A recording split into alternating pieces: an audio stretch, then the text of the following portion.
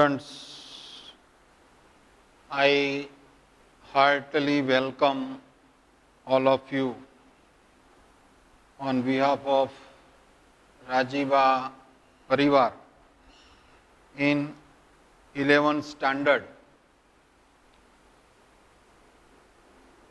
You know, 1 to 10 is the secondary form of education, and 11 and 12th is the higher secondary form of education. Now you are in higher secondary level, 11th standard.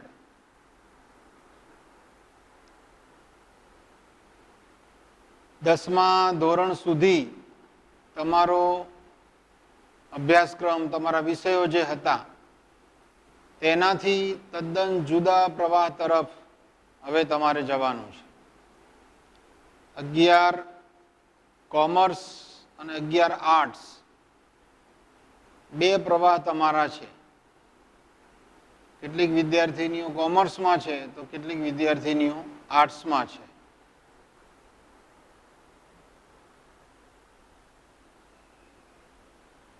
સાત વિષયો આર્ટ્સમાં છે, 7 વિષયો કોમર્સમાં છે. જેમાં કોમર્સમાં અંગ્રેજી અને ગુજરાતી ફરજિયાત છે, તેમ આર્ટ્સની અંદર પણ અંગ્રેજી અને ગુજરાતી ફરજિયાત છે. અંગ્રેજી અને ગુજરાતીની સાથે કોમર્સમાં નામું છે, એકાઉન્ટ, સ્ટેટ છે, ઇકોનોમિક્સ છે, વાણિજ્ય વ્યવસ્થા છે અને એસપી છે, સેક્રેટરિયલ પ્રેક્ટિસ. આ 7 વિષયો કોમર્સમાં શીખવાના હોય છે. આર્ટ્સની અંદર અંગ્રેજી અને ગુજરાતી ફરજિયાત છે, સાથે સાથે સમાજશાસ્ત્ર, ભૂગોળ, સંસ્કૃત, હિન્દી,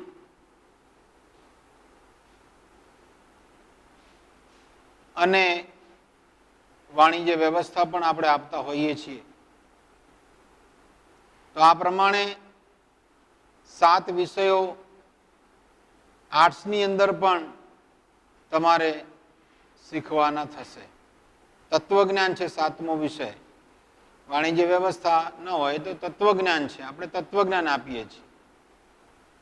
તો 7મો વિષય આ રીતે તત્વજ્ઞાન છે. આમ કરીને આર્ટ્સની અંદર 7 વિષયો તમારે ભણવાના થાય છે. મારો વિષય અંગ્રેજી છે. અંગ્રેજીમાં તમે બધા પુસ્તકો લઈ ગયા છો એટલે તમને ખ્યાલ છે કે 10 યુનિટ ટોટલ છે, જેની અંદર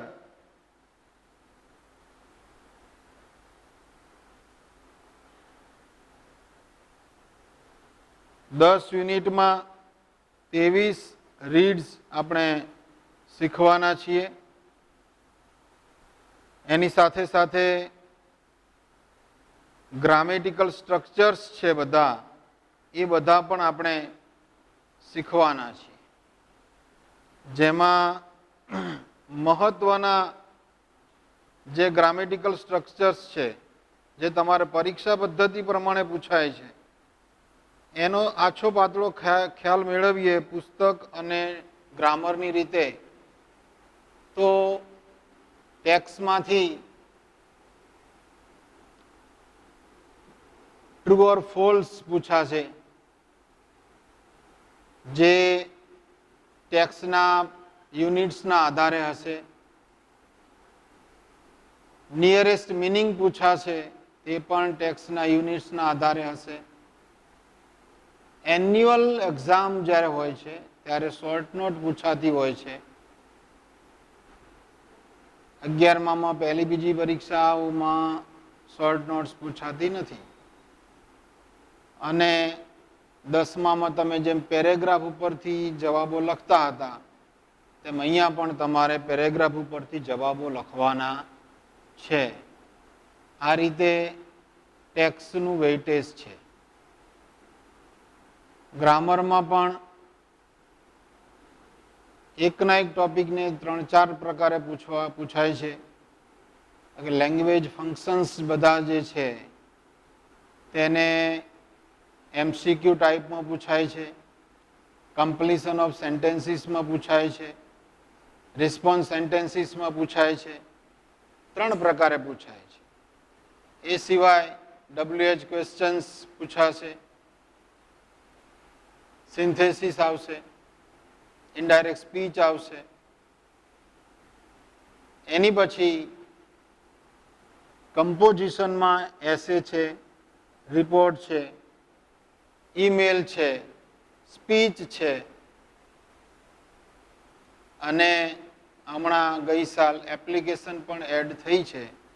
એટલે આ બધું હું 12માના અનુસંધાને કદાચ કહું, પણ 11મા ધોરણની અંદર આમાંથી સ્પીચ આવી શકે, રિપોર્ટ અને સ્પીચ ઓરમાં આવી શકે, વાર્ષિક પરીક્ષામાં નિબંધ ફરજિયાત આવી શકે, એપ્લિકેશન ને નિબંધ ઓરમાં આવી શકે.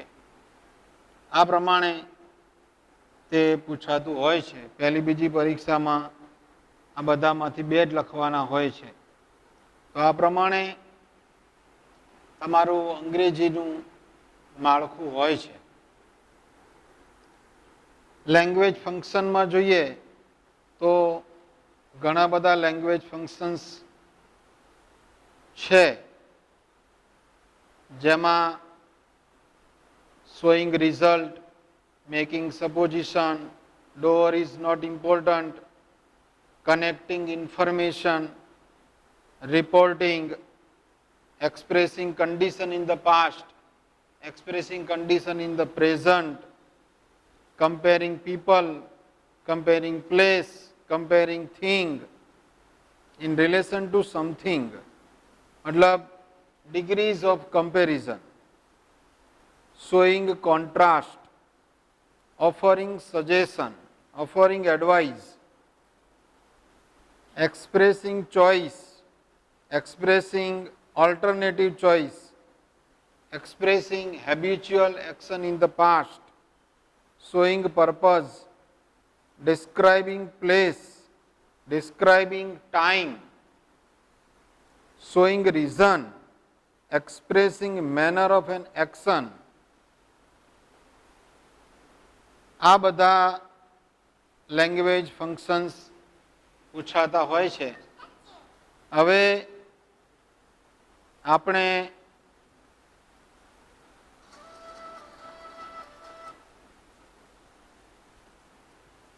તેમાંનું પહેલું ફંક્શન આપણે જોઈએ તો મેકિંગ સપોઝિશન, જે સહેલામાં સહેલું છે, મેકિંગ સપોઝિશન.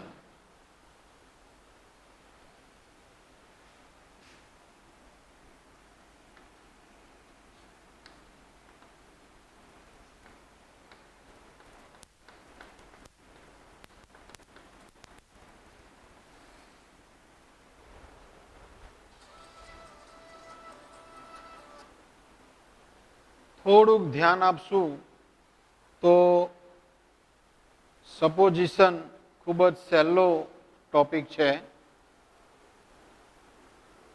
સપોઝિશનમાં એઝ ઇફનો ઉપયોગ થાય છે.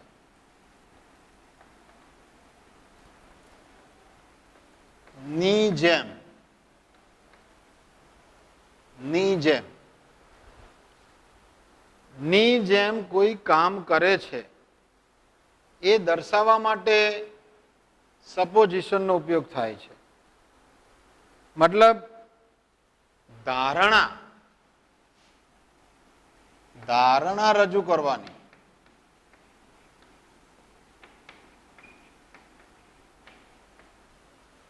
ધારણા રજૂ કરવાની. ની જેમ કોઈ કામ કરે છે. દાખલા તરીકે મોહિની લતાની જેમ ગાય છે. હકીકતમાં મોહિની લતા નથી, પણ મોહિની લતાની જેમ ગાય છે. તો મોહિની લતાની જેમ ગાય છે, આ જ્યારે દર્શાવવું છે તો એઝ ઇફ નો ઉપયોગ થાય. બે રીતે કહી શકાય.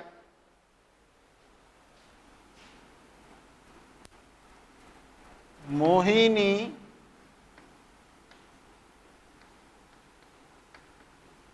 લતાની જેમ ગાય છે.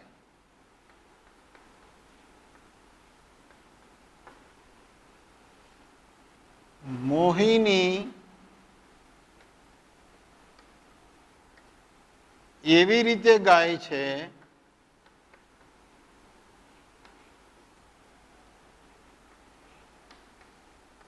જાણે કે તે લતા હોય.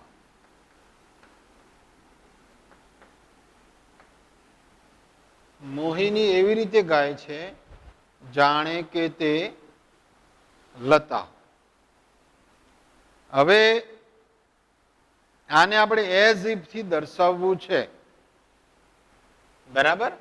મોહિની લતાની જેમ ગાય છે, મોહિની એવી રીતે ગાય છે જાણે કે તે લતા હોય. બંને વાક્ય આમ જોવા જાવ તો એક જ છે. બરાબર? બંનેનું અર્થઘટન ને બંને વાક્યો જોવા જાવ તો એક જ છે. તો મોહિની ગાય છે, પહેલી વાત તો એ. બરાબર? તો મોહિની કરતા છે, મોહિની સિંગ્સ ગાય છે. પછી વપરાશે as if. Mohini sings as if. C. હવે સી કેમ વપરાયું? તો મોહિની માટે સી વપરાયું.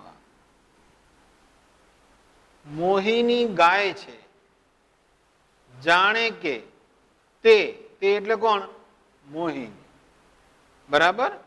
જાણે કે તે લતા હોય. As if she were Lata. As if she were Lata. Mohini ગાય છે એઝ ઇફ કોની જેમ? અથવા જાણે કે તે લતા હોય. બરાબર? તો મોહિની લતાની જેમ ગાય છે. થઈ ગયું?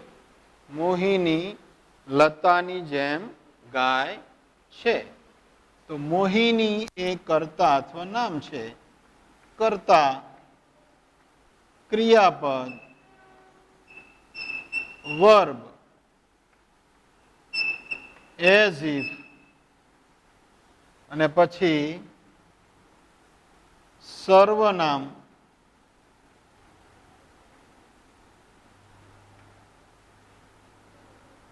વેર અને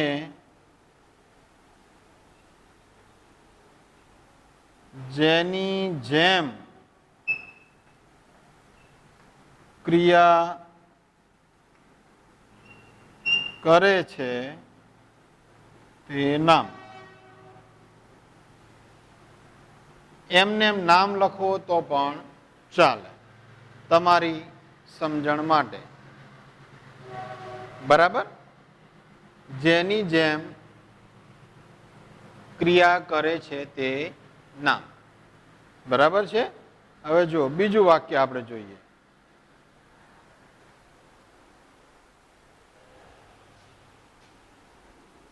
હવે બંધારણ પ્રમાણે બરાબર જોજો. ઓકે? નાના સ્પીક્સ.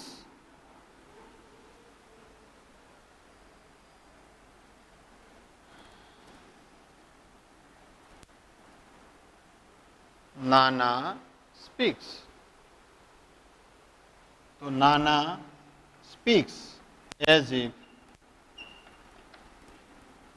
સર્વનામ નાના એટલે હી. હી વેર અને જેની જેમ ક્રિયા કરે છે તે નામ. તો એઝ ઇફ હી વેર નાની. નાના સ્પીક્સ એઝ ઇફ હી વેર નાની. નાના નાનીની જેમ બોલે છે. નાના નાનીની જેમ બોલે છે. નાના એવી રીતે બોલે છે જાણે કે તે નાની હોય. નાના એવી રીતે બોલે છે જાણે કે તે નાની હોય. બરાબર છે? તો આ પ્રમાણે તે છે. હવે જો પરીક્ષામાં કેવી રીતે પૂછાય છે તે પ્રમાણે હું તમને કહીશ. દાખલા તરીકે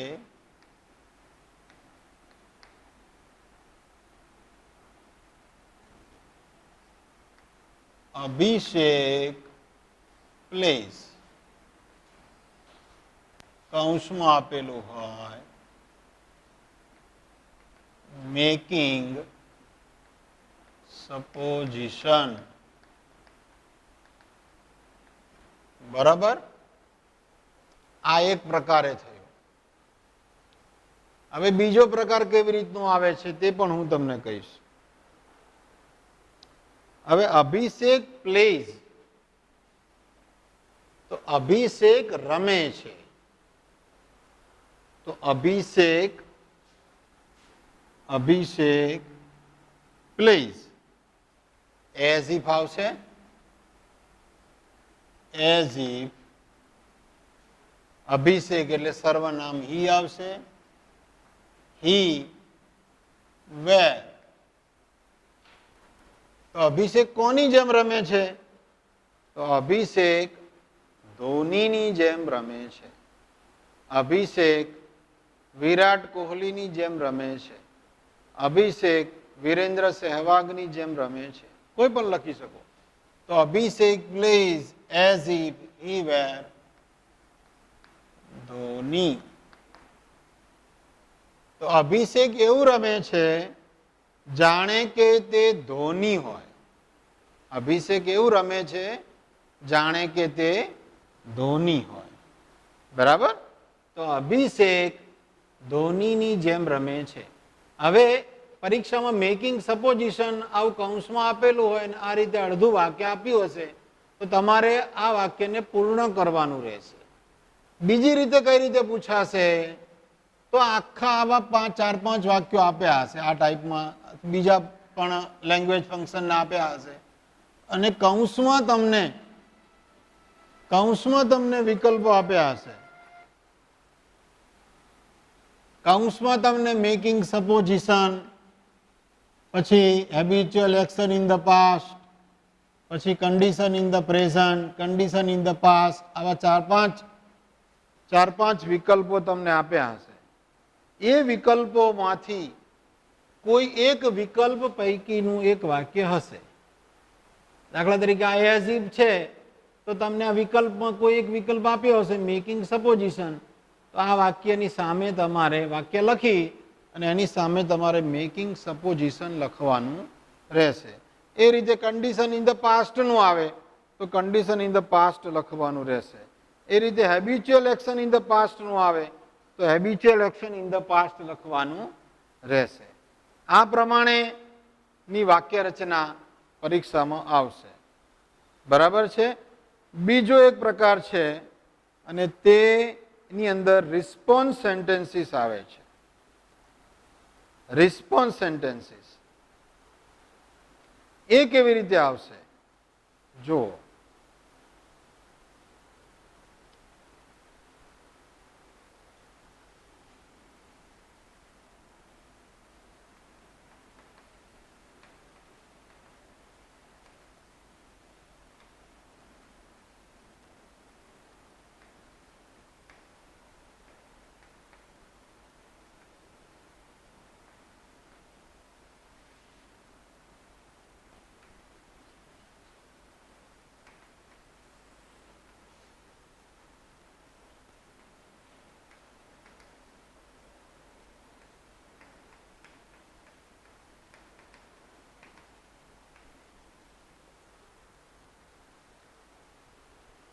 Shilpa said, "How does Shalini read?"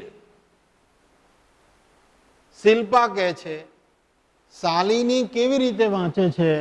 How does Shilpa Shalini read? બરાબર? હવે એનો જવાબ સુધા આપે છે.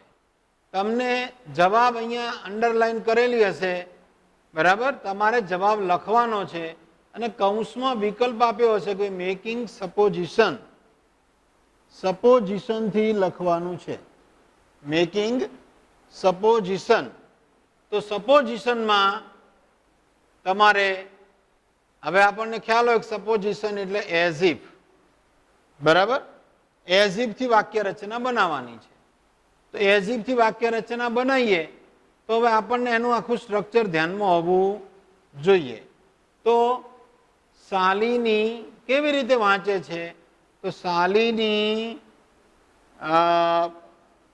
શાલિની એના શિક્ષકની જેમ વાંચે છે, શાલિની આચાર્યની જેમ વાંચે છે, શાલિની મોનિટરની જેમ વાંચે છે, શાલિની તેના પપ્પાની જેમ વાંચે છે, શાલિની તેના ભાઈની જેમ વાંચે છે. આવું કંઈ પણ વિચારી શકાય, બરાબર? પણ ની જેમ અર્થઘટન નીકળતું હોવું જોઈએ, બરાબર છે? તો એ પ્રમાણે આપણે એઝ ઇફ થી વાક્ય બનાવી શકીએ. હવે જ્યારે એને વિધાન વાક્ય બનાવીએ છીએ ત્યારે શાલિની રીડ્સ, શાલિની રીડ્સ, બરાબર? જો બરાબર, હા. શાલિની રીડ્સ, પછી એઝ ઇફ આવે છે તો શાલિની રીડ્સ એઝ ઇફ. થઈ ગયું? Shalini reads as if. હવે સર્વનામ છે તો સર્વનામ અહીંયા આગળ શાલિની છે તો શાલિનીની જગ્યા આવશે she. As if she were, as if she were. થઈ ગયું? હવે જેની જેમ વાંચે છે તે મૂકવાનું છે. As if she were her teacher, અથવા સી વેર ટીચર એટલું લખશો તો ચાલશે. એઝ ઇફ સી વેર શિક્ષકની જેમ વાંચે છે, as if she were teacher.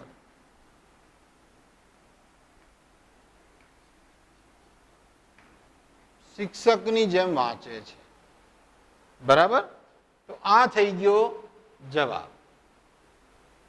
આવો કોઈ પણ પ્રશ્ન પૂછાય છે, તમારે વિકલ્પ જે માંગ્યો છે એ વિકલ્પના સ્ટ્રક્ચર બંધારણ પ્રમાણે વાક્ય રચનાને સેટ કરી અને લખવાની થાય, બરાબર છે? દાખલા તરીકે જો બીજું વાક્ય જોઈએ.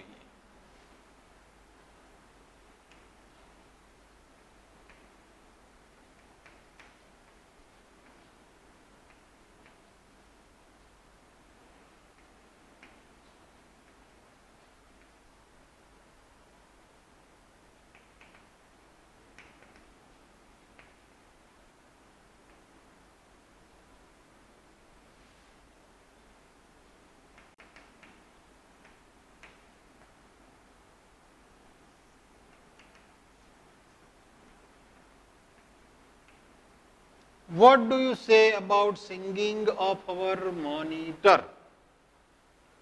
આપણા મોનિટરના ગાવા વિશે તમારું શું કહેવું છે? આવો પ્રશ્ન છે, બરાબર? તો આપણા મોનિટરના ગાવા વિશે તમારું શું કહેવું છે? તો હવે આપણે આને માગ્યું છે અહીંયા આગળ તમને મેકિંગ સપોઝિશન, આવું માગ્યું છે. મેકિંગ સપોઝિશન, બરાબર? આ માંગ્યું છે. તો હવે તમારું એના માટે શું કહેવું છે? આમ કહેવાનું થાય છે, બરાબર? તમને કૌંસમાં વિકલ્પ આપી દીધો છે. હવે વિકલ્પ પ્રમાણે આપણે જવાબ બનાવવાનો થાય. તો એનો વિકલ્પ માંગ્યો છે સપોઝિશન, એનો મતલબ એવો હતો કે એઝ ઇફ નો ઉપયોગ કરવાનો છે. તો તમે મોનિટરના ગાવા વિશે શું કહો છો? તો મોનિટર એવું ગાય છે જાણે કે તે ગાયન કલાકાર હોય, જાણે કે તે કિશોર કુમાર હોય, જાણે કે તે લતા મંગેશકર હોય, જાણે કે તે મોહમ્મદ રફી હોય. બરાબર? આ આપણે આ પ્રમાણે લખવાનું થાય.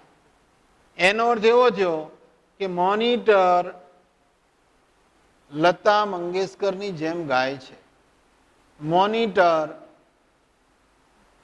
મોહમ્મદ રફીની જેમ ગાય છે, મોનિટર કિશોર કુમારની જેમ ગાય છે. તો આ પ્રમાણે એનો જવાબ લખવાનો થાય.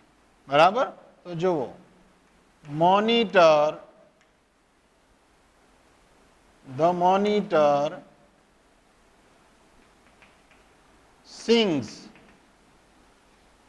આવી ગયું? કરતા વર્બ આવી ગયું. As if,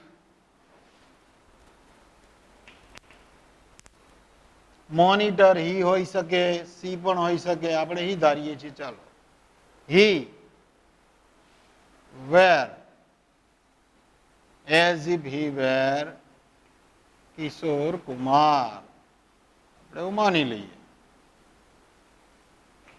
as if he વેર કિશોર કુમાર. તો મોનિટર એવી રીતે ગાય છે જાણે કે તે કિશોર કુમાર હોય. મોનિટર કિશોર કુમારની જેમ ગાય છે. બરાબર? આ પ્રમાણે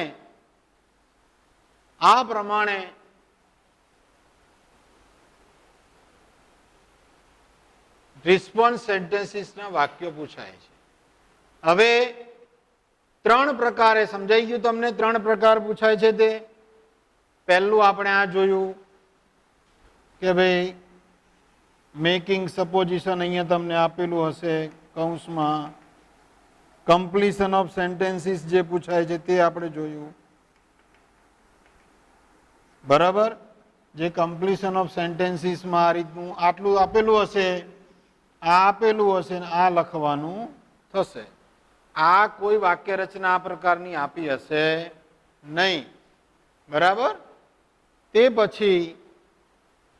પછી આ એક પ્રકાર થયો. આ બીજા પ્રકારમાં મેં વાક્ય રચના લખી નથી, પણ મેં તમને સમજાયું કે 3 થી 4 લેંગ્વેજ ફંક્શનના વાક્યો અહીં આપ્યા હશે અને કૌંસમાં અહીંયા તમને 4 વિકલ્પો આપ્યા હશે. એ 4 વિકલ્પો પૈકીના 4 વાક્યો અહીંયા નીચે લખેલા હશે. એમાંથી તમારે જે ફંક્શનનું જે વાક્ય છે એની સામે, એ વાક્યની સામે તમારે એ ફંક્શન લખવાનું રહેશે. આ પ્રશ્ન તમારે MCQ ટાઈપમાં પૂછાય છે. બરાબર? એની પછી ત્રીજો પ્રકાર આનો છે, રિસ્પોન્સ સેન્ટેન્સીસ. કે આ પ્રમાણે તમને પ્રશ્ન આપ્યો હશે અને એ પ્રશ્ન તમારે જે કૌંસમાં વિકલ્પ આપ્યો છે એ વિકલ્પના અનુસંધાને તમારે એનો જવાબ વિચારવાનો છે. જે વિકલ્પ માંગ્યો છે એ માંગેલા વિકલ્પ પ્રમાણે તમારે એનો જવાબ વિચારવાનો છે અને સ્ટ્રક્ચર પ્રમાણે, બંધારણ પ્રમાણે તેનો જવાબ લખાય તે જરૂરી છે. તો અહીંયા 2 વાક્યો પણ આપણે એ પ્રમાણે જોયા છે અને એ પ્રમાણે તેના જવાબો આપણે લખ્યા છે. બરાબર? તો આ પ્રમાણે આ ચેપ્ટર છે. હજુ આના પ્રેક્ટિસના કેટલાક વાક્યો આપણે નેક્સ્ટ પીરિયડમાં જોઈશું અને એની પછી તમને પ્રેક્ટિસ આપીશ કરવા માટે. એ પ્રેક્ટિસના વાક્યો તમારે ઘેરથી કરવાના રહેશે અને એની પછી આપણે નવા ચેપ્ટર ઉપર જઈશું. બરાબર છે? તો આ પ્રમાણે આપણે આ ચેપ્ટરને આટલા સુધી રાખીએ છીએ.